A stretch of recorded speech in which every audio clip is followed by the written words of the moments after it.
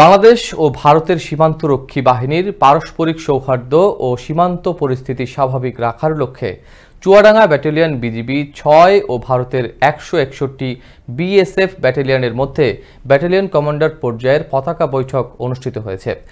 শনিবার সকাল থেকে শুরু হয়ে দুপুর পর্যন্ত মেহেরপুরের মুজিবনগর বিওপির দায়িত্বপূর্ণ এলাকায় সীমান্ত পিলার ১০৫ এমপির নিকট বাংলাদেশের শূন্য রেখায় এ বৈঠক অনুষ্ঠিত হয়।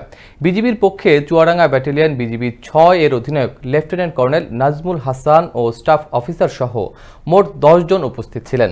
অপরদিকে বিএসএফ এর পক্ষে ১৬১ ব্যাটালিয়নের কমান্ড্যান্ট শ্রী সুভাষ চন্দ্র গাগুয়ার নেতৃত্বে স্টাফ অফিসার সহ ১৩ জন সদস্য অংশ নেন।